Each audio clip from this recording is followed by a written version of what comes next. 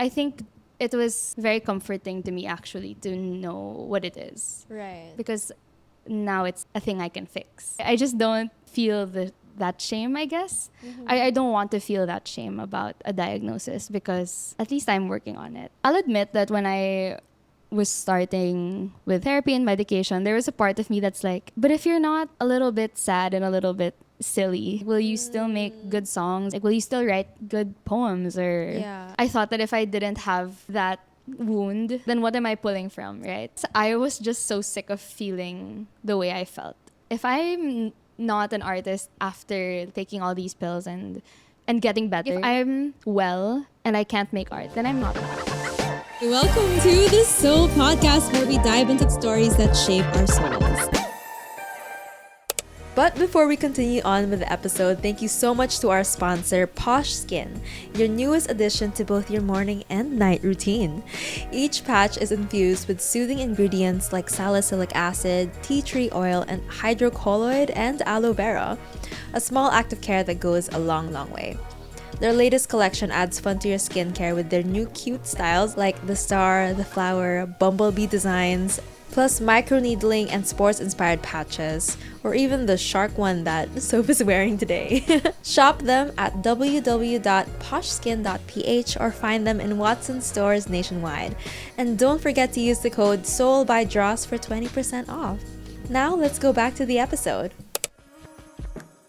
Sofia Abrogar is a writer, artist, and the lead vocalist of Any Name's Okay.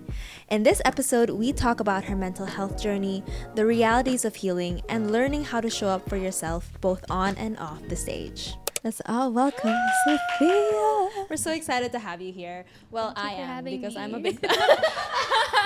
For those who don't know you, can you introduce yourself to the camera? Hi, I'm Sofia or Soph. I'm the lead singer of Any Name's Okay. On the side, I also produce events under Cycle Productions, and I'm also a graphic designer. So that's me. This is a question that we ask all of our guests. What fuels your soul? What fuels my soul is the possibility that I can do good. What makes me go every day is the possibility of being better and meeting people who share that also. What fuels my soul is the chance to be part of the goodness of it all and to like witness other people's goodness also. You're a multi-hyphenate creative. You're a singer, an artist, graphic designer, you write, do everything. Can you tell us kind of how you got to this point? I've always kind of known that I love the arts and the humanities. In high school, that's kind of when I started to realize that. Because I think when I was a kid, it was really all about like math and science and all of those things. And then I've always been an avid reader. So reading and literature is like my first love. If I had to choose among all of the artistic mediums, I guess the one that I appreciate the most is literature. Words. That's always been with me. And then in high school, I was the first batch of senior high, so may strands na. So I didn't know what I wanted to do, so I picked the humanities and social sciences. And I really fell in love with understanding people on a personal and social level. And I entered college as a film student in UP under the College of Mass Communication, but then quickly realized that prod was not for me. Yeah. I kind of realized that film is you kind of have to be an extrovert to thrive. It takes a lot. Yeah, or an extroverted introvert. And I am an introverted introvert. So I tried to explore other mediums. And so I found myself in journalism. That's what I ended up graduating from. After college, I just tried everything. I tried journalism. I was a reporter for a while. And then I would say I wasn't compatible with that kind of job. So I tried other things. I worked under Art Fair Philippines for a while as part of the organizing team. So that was more like an event production job on quite the large scale. After the art fair stint, I'm doing what I do now, which is I'm a full-time graphic designer. I joined the studio this year, but I've always been a graphic designer. Even in college, my niche in journalism was photojournalism, publication design. So I feel I've always been a very visual person, and that's where I ended up in the end. And I also do a lot of the Any Name's Okay visuals as well. I love it. Speaking of Any Name's Okay, can you make cuenta also how that came to be? Whenever we're asked this question at like an interview, we always have the same answer, which is that we didn't expect to do this. We all applied for the same organization in UP called the UP Music Circle. And part of the application process is that you have to form a band with people that you don't know. So we didn't know each other Oh my when we gosh. formed. Our friendship as a five-piece really grew because of the band. We didn't have a friendship before it all started. We've been doing it for close to 8 years now, and yeah, it's a story of doing it until we can't anymore. That's always been our philosophy because we all have different day jobs. We all Yeah. do different things. We have different passions also outside of the band. So whenever we do our like start of the year, do we still want to do this for one more year? And then our answer is always like, we'll do it until someone forcibly stops us from doing it. Wow. Like, until we can, we will. So yeah, that's how it came to be. But you're an artist through and through, and I think artists, Thank you. they're largely introspective, and I think caring for your mental health I is hope something I would like that's to think so. yeah, right. Like I mean, if you create, you have to have a relationship with yourself. Oh, for sure. For you, so when was the first time that you really had to pay attention to your mental health? I think in my personal journey with my mental health and well-being, it's something that always had to be a point of focus in my life because like when I was a kid, typical, like I had a hard time making friends, and when I switched schools in high school, I think that's when I kind of began to learn how to be social and things like that. But even something as small as making friends for me was a point of, I guess, concern or something that I would think about, like, why is this harder for me than it is for other people? And then I think when I really started to make myself realize that, oh, there's something to be fixed here, I would say is in college, like in the pandemic. I think the pandemic plus existing factors in my life, I think that's when I had to force myself to look at the problem and really be like, hey, let's fix this because it's not cute anymore.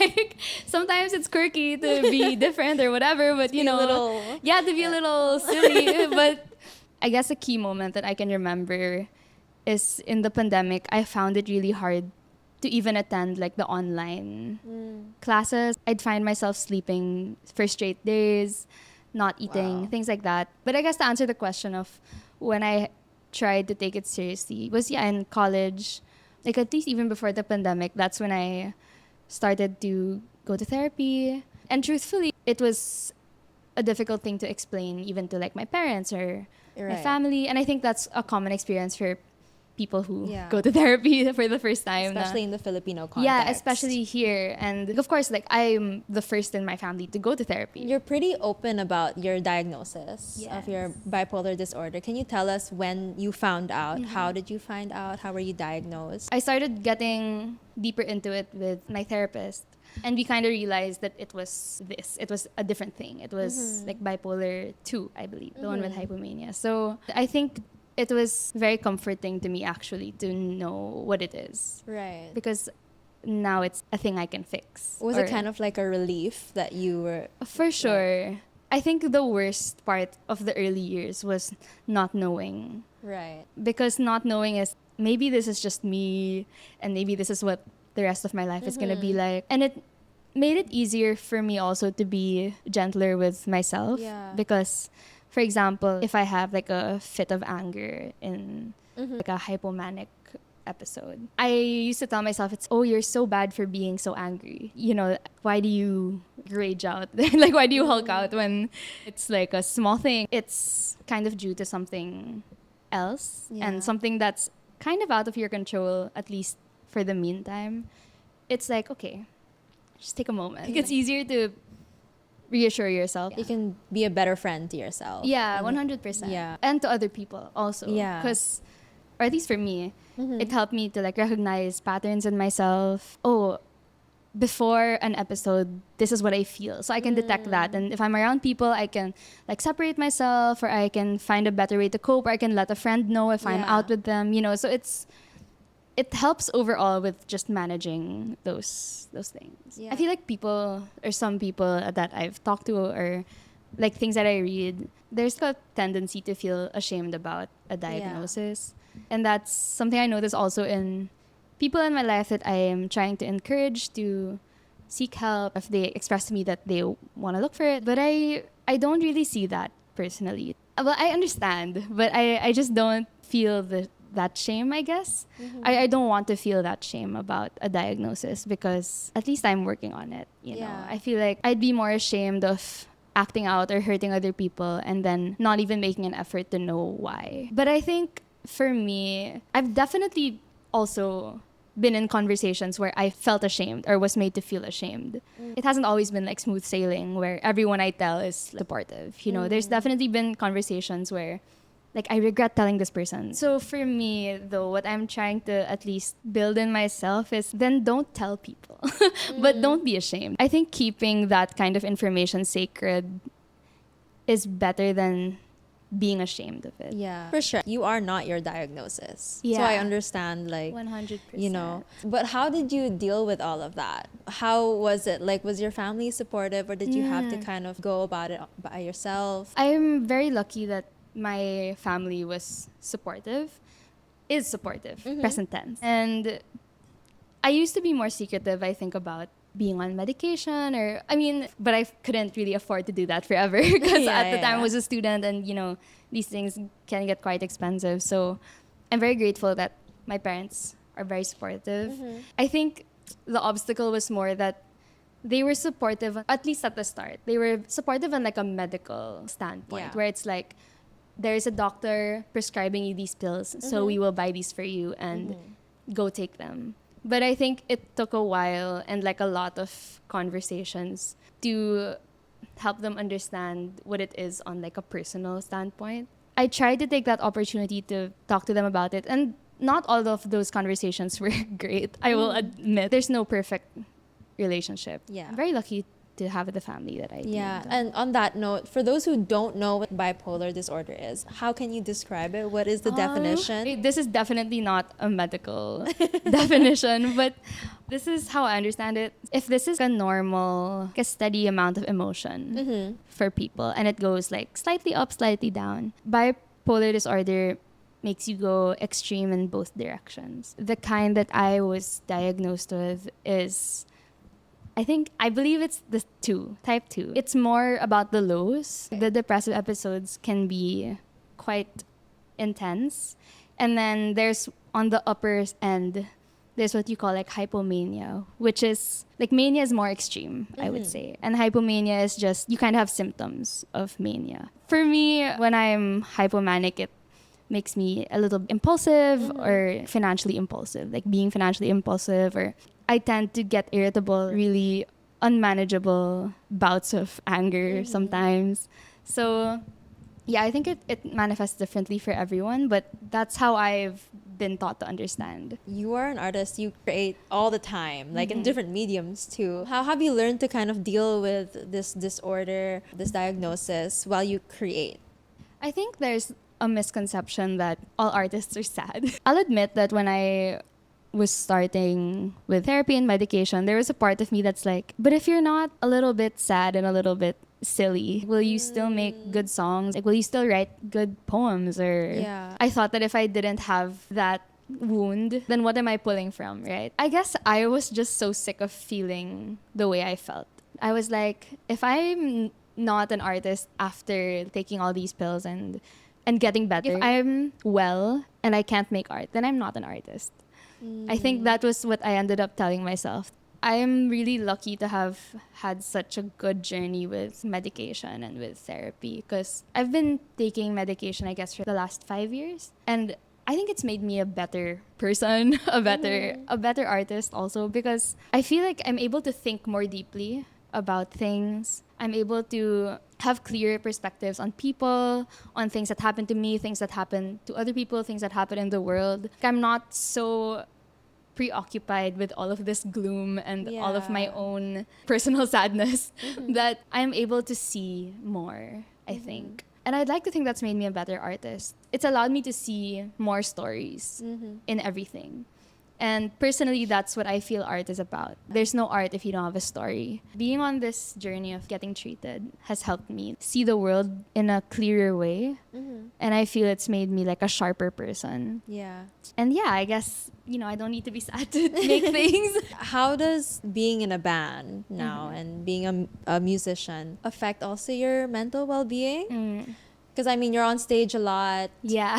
You are in front of a lot of people. You're kind of like a public personality. So how does that affect you as well? It definitely made it hard for me to put 100% of myself into the band and into performing because I was so socially anxious. Yeah. That I would just sing and then go home because I could not for the life of me like mingle. And I think like admittedly I kind of relied on alcohol a little bit for that like confidence. It allows me to be myself in a way that I'm not able to do on just a normal regular basis. I kind of always say that when I'm on stage, it's like an alter ego because it's so different from my personality off stage. But oftentimes I feel that the person on stage is really who I am. Kind of like you shed everything. Yeah, and then you because just there's perform. no inhibition, and I love singing. Like it's the best thing in my life, the music making.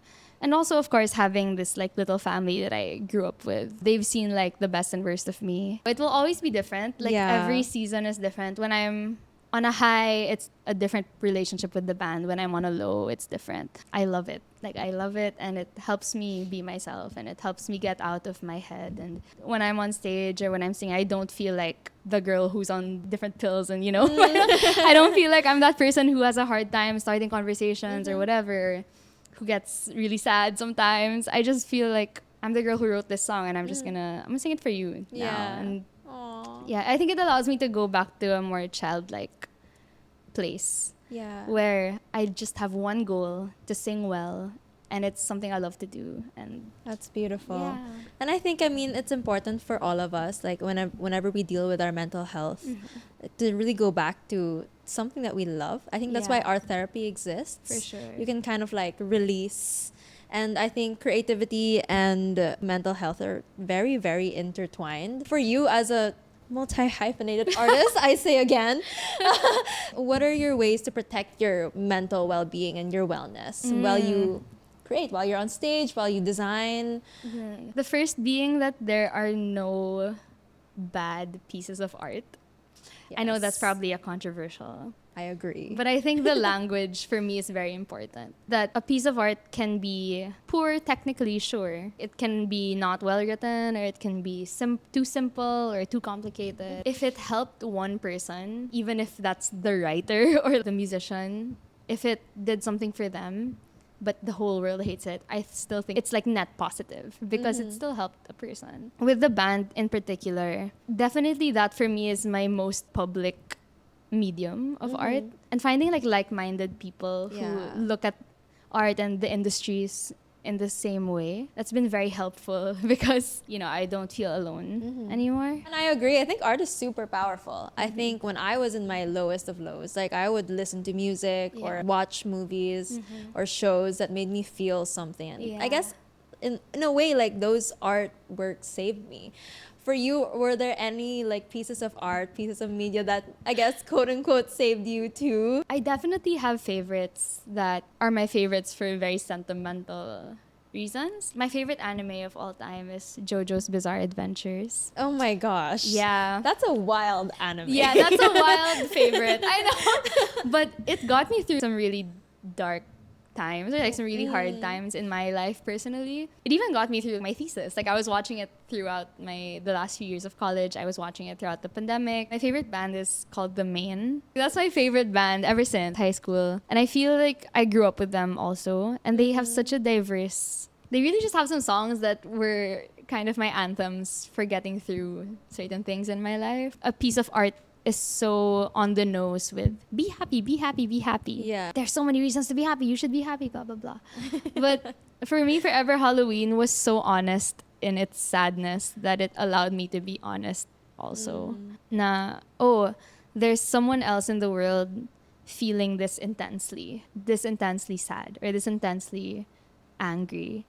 So maybe that's okay for me to try also, Yeah. instead of trying to force joy all the time. I think that's why art is so good. And I Yeah, wanted to for ask you sure. also, I mean, you make music. Yeah. Is there one song or one song of yours that did that? What would it be? We have a song called Takbo. It was the lead single of our second EP back in 2022, I think. But that song, it's called Takbo because for several reasons. The first being that I wrote it while I was running. So I was like running and I had my phone and I was like, I need to write this in the notes app. Wow. You know, so I was running and then like writing this. It was just one of those moments of inspiration. And all of our songs, the 5 of us write together. But I wrote the lyrics for this one. And this was in, I would say, like my darkest hour. Not to be dramatic, but this is like, I would say, the most difficult time of my life in terms of like my mental well-being. Like everything was just not working out. But the song basically, the lyrics go, patungo ba ito o palayo ang aking pagtakbo? Kay tagal ko ng pagod. And there's a line that also goes, hindi ko na yata nararamdaman ang aking mga binti. Hindi ko na yata naaalala kung saan ako nanggaling. It's a song about running to no end. Questioning, am I running away from something or am I running towards something? Or am I just running for no reason? It's just because there's nothing else to do. I think writing that song was very therapeutic for me because it allowed me to express how I felt. And then also in the very literal sense of there's nowhere to go in the pandemic. At the end of that song, it has a reprise that we were very intentional about putting. And it kind of asks, where is the purpose of living? Like, is it in the healing or is it in the wounds? Is it in standing up or is it in falling down and making mistakes? Is it in running or is it in stopping? But at the end, it has a line that goes, ang bit-bit kong krus ay gumagaan. Or basically, every day, the burden is a little lighter. Wow. It was an important song for me to write, I would say. It's not by any means like our most popular song. For me, it's my favorite Any Name's Okay song. I hope that it has also meant something to other people. Well, on that topic of healing, you mentioned in the song, what is healing to you now?